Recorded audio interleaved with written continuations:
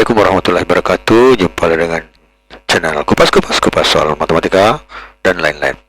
Kali ini kita akan mencoba membahas hal yang lain, yaitu mudah memahami tes manajerial untuk PPK atau P3K untuk guru tahun 2023 part 1 atau part 1. Ingin informasi terbaru? Silahkan di-subscribe. Nomor 1. Khususnya guru sebagai manajer kelas adalah mampu menciptakan suasana belajar yang kondusif.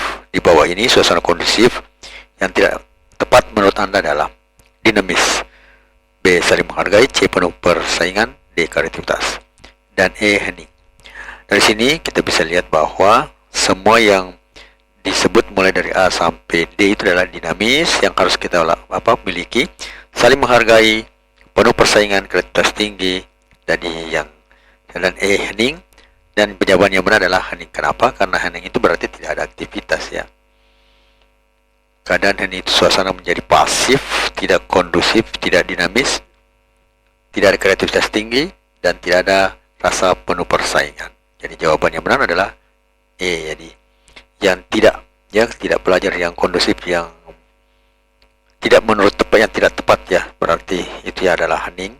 Karena hening itu adalah suasana kelas menjadi pasif. Kemudian yang kedua, dalam Undang-Undang Nomor 14 Tahun 2005, guru dinyatakan sebagai agen pembelajaran. Fungsi agen pembelajaran yang dimaksud adalah responsif terhadap program kurikulum, dia menemukan strategi baru mengajar, dia memiliki karakter teladan, dia meningkatkan mutu pendidikan nasional, dan E. membantu juga cita-cita peserta didik. Jadi menurut Undang-Undang 14/2005 pasal 4, ya, jadi pasal 4-nya, menyatakan peran guru sebagai pembelajaran dalam meningkatkan mutu. Nah, jadi meningkatkan mutu pendidikan, ya, nasional melalui, ya, sebagai fasilitator, motivator, pemacu pelaksanaan pelajaran dan inspirasi belajar. Jadi sebagai pelajarannya fungsinya itu adalah untuk meningkatkan mutu pendidikan. Berarti jawabannya adalah D, ya, meningkatkan mutu pendidikan nasional. Sudah ada ini, agen pelajaran dalam meningkatkan mutu pendidikan nasional melalui peningkatan kualitas.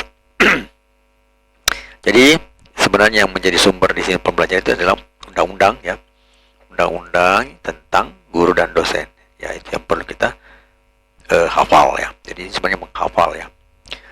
Nah, kemudian yang ketiga, Jika bermanfaat, mohon di-share ya.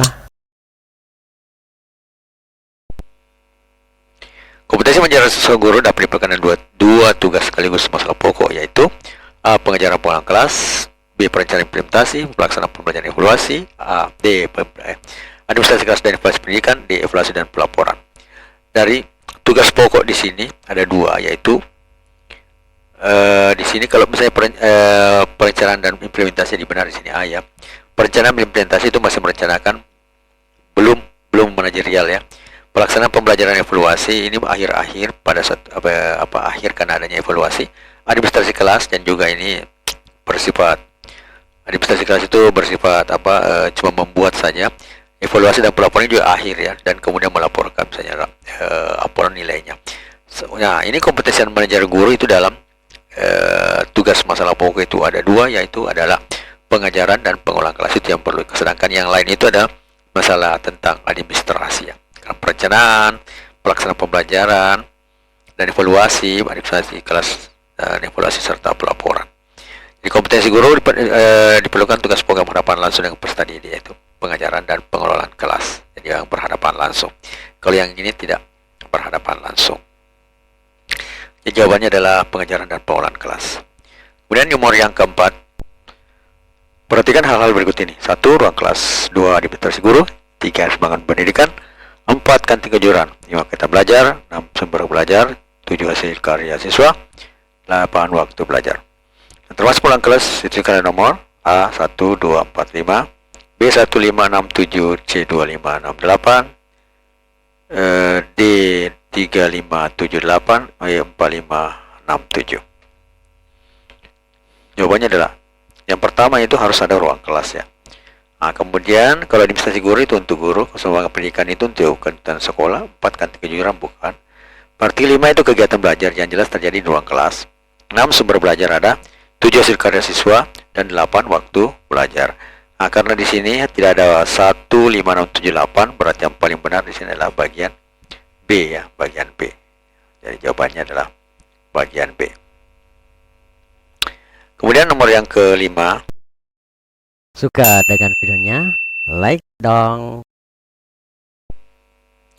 Guru adalah pendidik profesional dengan tugas utama mendidik, mengajar, membimbing, mengarahkan, melatih.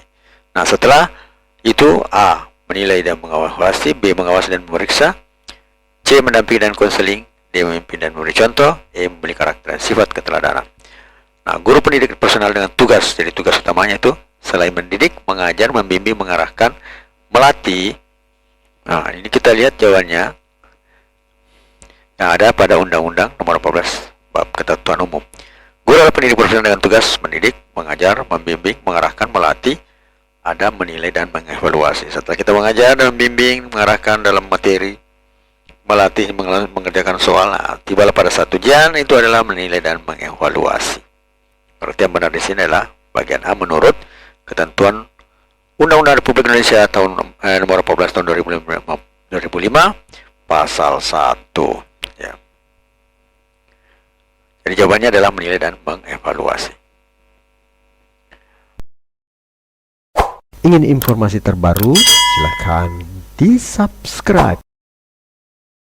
Jangan takut gagal, jadikan kegagalan itu sebagai pelajaran untuk maju kita berusaha lebih keras lagi dan meraih yang kita inginkan.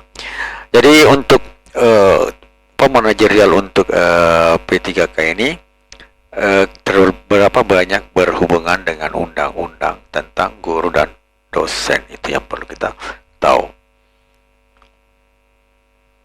Matematika Queen of Science. Assalamualaikum warahmatullahi wabarakatuh.